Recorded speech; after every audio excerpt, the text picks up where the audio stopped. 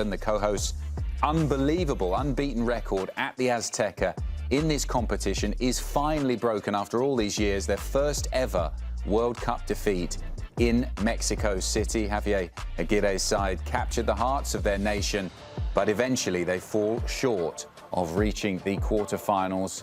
It is 70 wins at the Azteca, 17 draws and 3 defeats in all competitions. But as we said, this is the first time they've lost at the Azteca in the World Cup.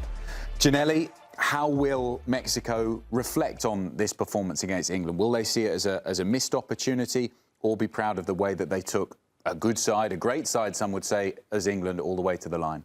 I think it's going to be split down the middle. I think there's going to be the perspective that Mexico should have won because of the way it was building. They were building up into this moment.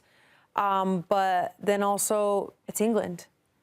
Like, we cannot be mad. Mexico cannot be mad that they lost to England this way. I think they put up, in terms of character, in terms of grit, in terms of commitment, in terms of heart, I think Mexico did everything they needed to do and more. I think you mentioned it several times. England has more quality in their players. We can't be mad at that. We can't compete with that. I think Mexico was able to compete on a different level in terms of fighting for every ball. Really, they didn't give up.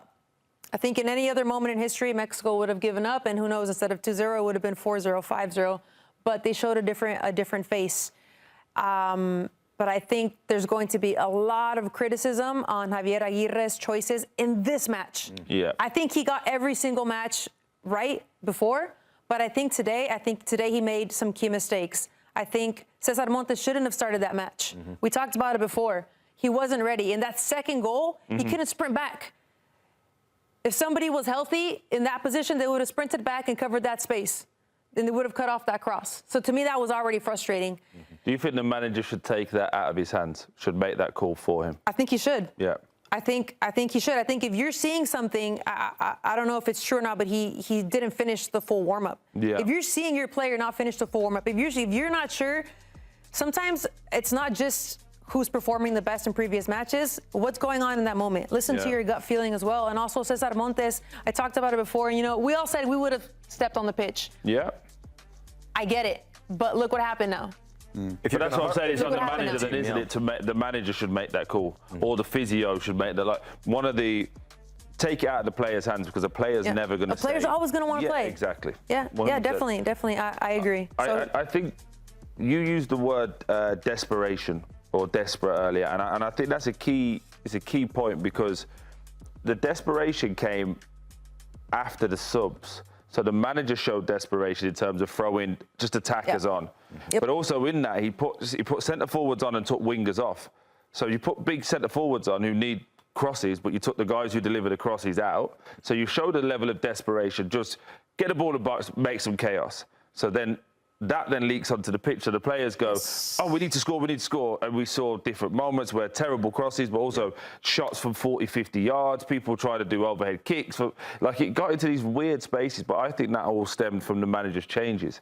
Look, as a whole, I think that, again, the Mexican fan base, the Mexican federation can look at it and go, this was a very good World Cup. We gave ourselves a platform in terms of defensively very solid. Yeah. Yes. Could things have changed in this one match? Yes. But as a whole, they've got that defensive resolution. They've got a young talent who they can now put their hopes in the midfielder. Remind me of his name, sorry. Gilberto Mora. See, you say it a lot better than me. And then, obviously, you've got pace and power in the wide areas. Yeah. So there's a lot of positives there to build on. The next step in this evolution is whether you can actually now find the nuanced pieces of the game, which is in that final third. And this isn't just a Mexico thing, by the way. For me, this is a large part of where football's going now. There's so many players going, go wide to the wide man, hope they do something. Get a set piece, hope we do something. People are stopping now, thinking about patterns of play in the final third. Patterns of play, little motions and little things that create space for your best players to do things. And I think that's the next evolution of this Mexican federation now, is what next? Because it was a little bit one-dimensional for me over the last 2 or 3 games. Ian, I think, and this is something we spoke about a lot coming into the tournament on Scoreline, was if you zoom out a little bit of where Mexico have been in their history recently, the amazing negativity that was around this team, that Aguirre was coming back, that he had to really wade through that to then be able to have the success. And we've got a great comment here. Maybe this is about us, it may be about Aguirre. Bravo, such a smart, balanced analysis with both passion and reason. So a testament to all of you guys on a great show so far. But that's my conversation about should be in bed. Get to bed, kids. And what he took over and what time. he's managed to achieve in such a short space of time. I haven't had a chance to speak because of these two, so that's definitely aimed at them. That's why it's been the best show. That's why it's been very balanced and educated. I'll start by saying Aguirre did an excellent job, I think. This game in particular, a wrong decision with Montes. I wouldn't have played him. Understandably so, it's a leader. If he says he wants to go, there's pressure from both sides to play him. I understand that. Sanchez, weak link at that right fullback. Some of your best players did not play well today, Mexico. Lira in midfield was asked to do too much, and I don't think he performed well in that midfield. The pitch got too big for him as well, didn't it? He got asked to do too much because he was trying to cover for Montes. And also, I would say he's trying to cover for Sanchez sometimes, who's caught out of position. Quiñones, not enough impact in the game. I know he got the goal, but he's the one who's the most in form. You got to get the ball to him as quickly as you can, let him create. They didn't do that enough, especially in the first 45 minutes. And Mora was very quiet in this game. There's a lot of negative that can come from a situation like this. I think Aguirre should hold his head incredibly high. He has brought this group together. They became a team that played some very good football, albeit very erratic in the closing stages of the game. When you're a player advantage, composure's needed, discipline's needed, quality's needed. It was almost a hint of desperation. In every cross, it was almost as if the time was clocking down and they were watching the seconds dwindle away. They were more worried about running out of time rather than focusing on the quality of the service, the quality of the pass, finding an actual moment of brilliance to break down a very strong and obviously talented, aggressive England defence. But I do think that Aguirre has brought this group so much joy, and he's brought the supporters an incredible amount of joy. The country has come together. He's brought the country so much joy. The country is together now. There was a belief going into this game against England. Even I was thinking Mexico are going to beat England. And before this competition, I thought Mexico will be lucky to get out of the group. The whole of England thought Mexico were going to beat England. This was a brilliant moment. You were sweating over here.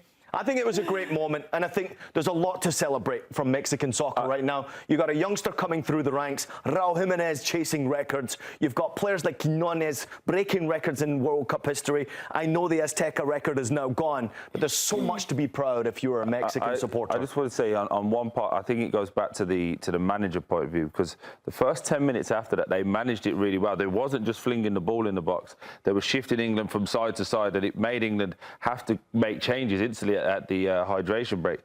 But again, the manager started throwing on striker after striker after striker. His nervous, pent-up aggression of let's get the goal now, because he's probably thinking if we score now, we go on and win this game. So his nervous energy then feeds into the players, which created what you were talking about. I also think it was not just like that desperation. I feel like maybe there was a bit of overconfidence. He thought, oh, if I put in three targets in the box, we're going to score. We'll get one. We'll get one.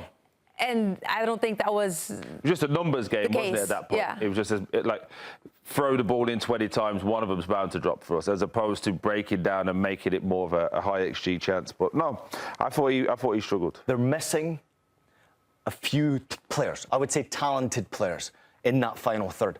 They're missing a magical player. Do you know, just someone special that can unlock the defence. And I was hoping Mora would be that guy today. Alvarado, again, on the right-hand side. I mean, how many crosses he put in, I have no idea. He was probably the best player on the field for Mexico today. But I do think they're missing that magical player. And I think Fidalgo, he is that guy. He came on as a sub in the last 10, 15 minutes, and he could have done, he has the quality to do those things, but he got caught up in everybody else's game. Shoot from far, get the ball wide and cross. When he's not that player, he's a player that get the ball at his feet. He's going to play a ball into the tight spaces. He's going to dribble. He's going to find somebody to connect and combine in and around the box. He didn't do any of that today. Janelli, how do you think Raul Jimenez will look back on this tournament from an individual perspective, what he brought for Mexico? I think this is by far his best World Cup. What Raul Jimenez did since game one has been just absolutely brilliant. I think there's absolutely no... I don't have any bad comments for him about him. Not even today. He stepped up when he had to take the penalty kick, and I knew he was going to make it. I think 99.9% of the time he's going to make it. The guy does not miss from the penalty spot. And aside from that, you said it yourself, right? He's rewriting his story, and the best part about that is that it's in his own hands. He dictates what happens next. And I think everybody is super happy to have the best version of Raúl Jimenez.